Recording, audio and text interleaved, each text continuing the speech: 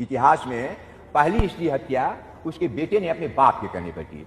जमदग्नि ने कहा कि वो परशुराम, मैं तुमसे कहता हूं कि तुम अपनी मां का वध करो, और परशुराम ने कर दिया। इस तरह से पुत्र पिता का हुआ और पितृसत्ता आई। और फिर वही बात कि हर सभ्यता के मुहाने पर एक औरत की जली हुई लाश और इंसानों की बिखरी हुई हड्डियां। ये लाश जली नहीं है, जलाई गई है। ये हड्डियां बिखरी नहीं है, बिखेरी गई हैं। ये आग लगी नहीं है, लगाई गई है। ये लड़ाई छिड़ी नहीं है, छेड़ी गई है। लेकिन कविता भी लिखी नहीं है, लिखी गई है।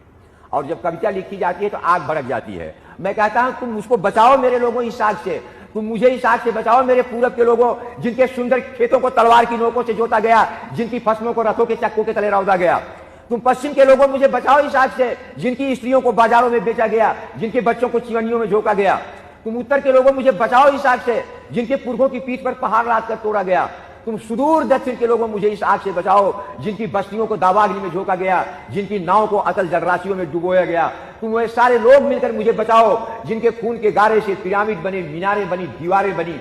क्योंकि मुझको बचाना उस स्त्री को बचाना है जिसकी लाश मोहनजोदड़ो के तालाब की आखिरी सीढ़ी पर पड़ी है। मुझको बचाना उन इंसानों को बचाना है जिनकी हड्डियां तालाब में बिखरी पड़ी हैं। मुझको बचाना अपने पुरखों को बचाना है। मुझको बचाना अपने बच्चों को बचाना है। तुम मुझे बचाओ, मैं तुम्हारा कवि।